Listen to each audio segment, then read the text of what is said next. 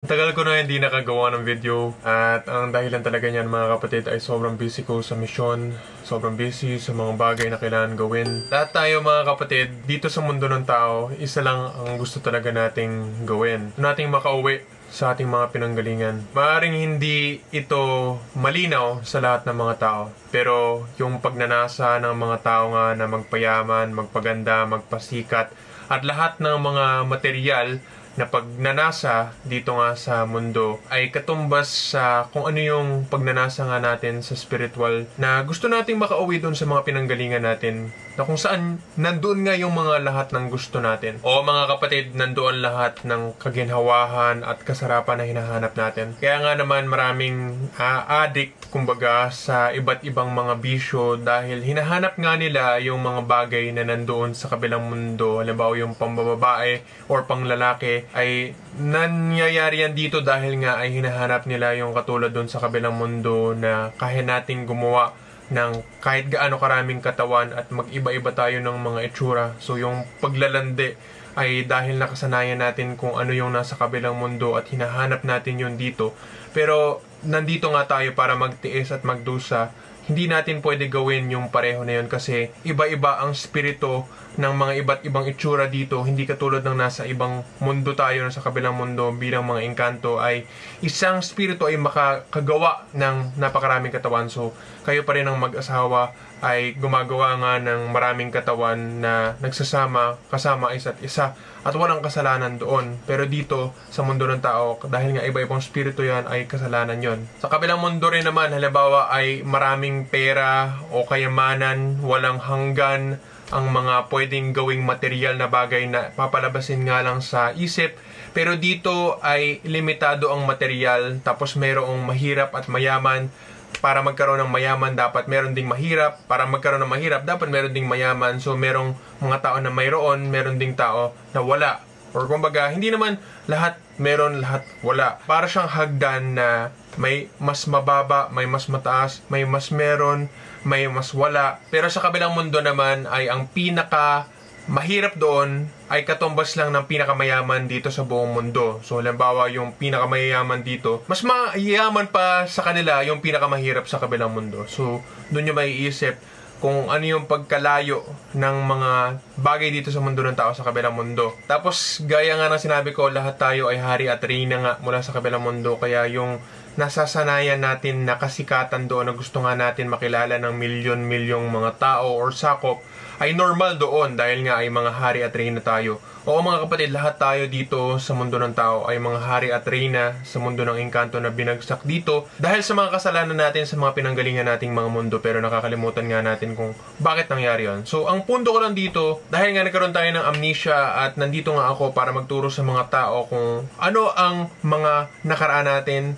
gisingin natin yung mga alaala natin sa pamamagitan nga ng landas ng kabanalan at sa free third eye meditation na tinuturo ko, lalo na kapag mag-mission kayo ay maaalala nyo yung mga sinasabi kong yan dahan-dahan. Ang punto ko lang dito mga kapatid ay nagpapaliwanag ako sa kung bakit nga ang mga tao dito ay nagkakaroon nga ng pakiramdam na hindi pagkakontento at naghahanap sila ng mga bagay na hindi nila alam kung ano yung hinahanap nila. Ang simpleng sagot dyan mga kapatid ay naghahanap tayo nang wala naman dito. Kasi yung spirito natin ay galing sa ibang mundo, galing sa mundo ng engkanto bilang mga hari at reyna na nandoon.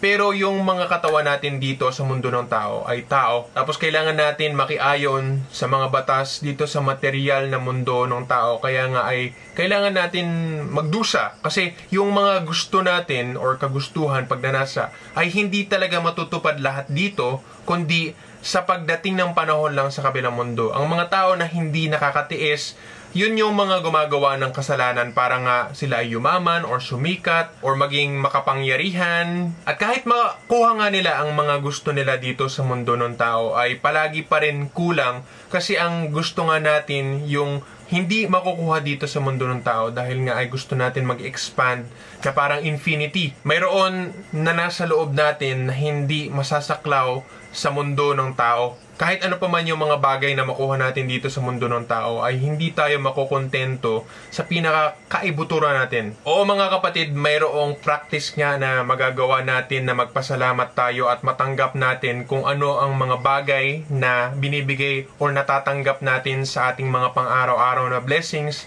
Pero meron pa rin parang pagnanasa na ano kaya ang mas lampas pa kaysa dito sa meron tayo sa mundo na ito.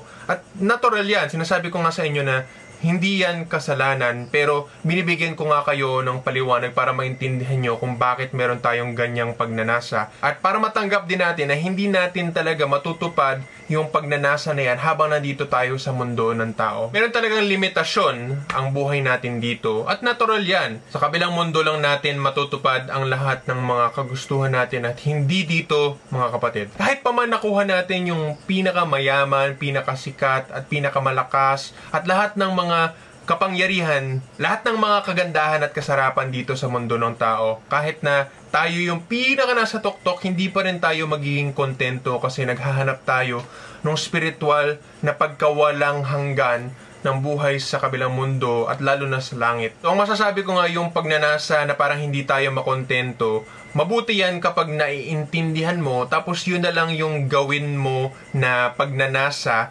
na magiging sanhi ng pagsikap mo para sa kabilang mundo. At yan nga yung ginagawa ko mga kapatid. Kaya nga ako ay nagsikap talaga sa misyon para makauwi ako dun sa mga pinanggalingan ko. At dahil nga nakikita ko kung ano yung kagandahan na naghihintay para sa akin sa kabilang mundo, kaya ako nagsisikap ng walang humpay sa pagmimisyon at sinakripisyo ko na kumbaga ang lahat ng pagsisikap ko para talagang maging mayaman or sikat or maging malakas sa iba't ibang paraan dito. Kahit papaano ay nagsisikap pa rin ako na mag-survive dito sa mundo ng tao pero hindi ako gumagawa ng kasalanan or halimbawa pumatay, magnakaw or maglande para lang makuha ko yung mga gusto ko dito sa mundo ng tao. Kumbaga, hindi ko sinakripisyo ang moralidad ko para lang makuha ang mga ginto at iba't iba pang mga mahalaga dito sa mundo ng tao. Pinahalagahan ko ang kayamanan ng spiritual na nakikita ko nga na yung puntos at enerhiya nga ay ang totoong pera na magagamit natin hindi dito kundi sa kabilang mundo. Nag-i-invest ako para doon sa mundong iyon. Halimbawa, may 2 bata sa isang kwarto. At yung 2 bata na yan ay sinabihan na kung hindi kayo magkain ng biskwit habang nasa loob kayo ng kwarto na ito, ay dadalhin ko kayo sa factory ng biskwit at kahit gaano kadaming biskwit ang gawin ninyo at kainin ninyo, walang problema. So, bibigyan sila ng 1 oras doon sa kwarto na yan. Tapos, gutom na yung mga bata. Ang isang bata, kumain ng biskwit. Tapos, yung isa, kahit na sobrang gutom na niya at gusto niya ng kainin yung biskwit na yon, ay pinigilan niya ang sarili niya para hindi niya kainin yung biskwit kasi gusto niya yung biskwit factory na yon. So, nangyari, pagkatapos ng 1 oras, bumalik yung tao na nagsabi nga tungkol sa biskwit factory at yung isang bata na nakakuha na nga ng biskwit ay hindi siya pinapunta doon sa factory, pinauwi na lang siya kung saan siya galing. At yung isang bata naman na nakatiis ay dinala siya doon sa biscuit factory. Tapos sobrang daming biscuit ang pwede niyang gawin at ginawa. Tapos nagkain siya ng walang patumangga. Isang example lang yan, mga kapatid, hindi yan literal. Pero ang ibig ko lang sabihin dito ay ganyan din ang buhay dito sa mundo ng tao. Kaya ba nating kontrolin ang ating mga sarili para hindi kainin yung biskwit na yon at makakuha tayo ng pagkakataon na makapunta doon sa factory ng biskwit at walang patumangga na ang biskwit natin. Sa ibang salita, kaya ba natin magtiis na hindi gawin ang mga masasamang bagay na tentasyon ng kasarapan dito sa mundo ng tao para pagdating sa ating kamatayan at lilipat na nga tayo sa kabila or sa ibang mundo ay mabibigyan tayo ng lahat ng kaginhawahan at kasarapan na yan na wala ng patumangga at may karapatan na tayo para dyan. O mga kapatid, ganyan talaga ang buhay dito sa mundo ng tao. Nagdurusa tayo para maging sarap na pagkatapos kaysa naman dito yung sarap tapos magdusa tayo pagkatapos. Kasi yung pagkatapos na yon na buhay sa kabilang mundo, yung mas matagal. Kumbaga pang matagalan na habang buhay or forever na ang buhay na yan kapag tapos na ang mga reincarnation mo dito sa mundo ng tao. Nagpapaliwanag lang ako dito mga kapatid habang may panahon pa tayo at ito ay nanggagaling sa sarili kong karanasan din na ako ang nagsakripisyo habang nandito ako sa mundo ng tao. Dahil nga ay nakikita ko kung saan ako papunta doon sa biscuit factory na yon or sa kagandahan na naghihintay para sa akin sa kabilang mundo. Kaya umiiwas talaga ako sa lahat ng mga kasamaan dito dahil nga ay yun yung pagkain ng biscuit na hindi na ako makakapunta tuloy doon sa factory mismo. May tamang proseso mga kapatid para makuha natin ang lahat ng mga kagustuhan natin, pero kailangan natin ng pasensya at pagsisikap dito sa mundo ng tao na puno ng pagdurusa. Sa totoo lang mga kapatid, pagod talaga ako sa pagmimisyon dahil nga kinuha ko yung mga mahirap talagang or baka nga pinakamahirap na misyon na pwedeng kuhanin. Pero ginawa ko ngayon dahil nakikita ko kung ano nga ba ang katotohanan sa kabilang mundo at hindi na ako nagdalawang isip para gawin ang lahat ng pwede kong magawa para masigurado ko na kung ano nga ba ang kinabukasan ko sa kabilang mundo. Kaya sana mga kapatid, habang nandito pa tayo sa mundo ng tao ay ayusin natin ang ating mga trabaho at ang ating buhay para hindi tayo magsisi pagdating sa kabilang mundo. Hindi madali ang buhay na banal or kabanalang buhay dahil nga ang daming tentasyon dito sa mundo ng tao. Pero yun nga yung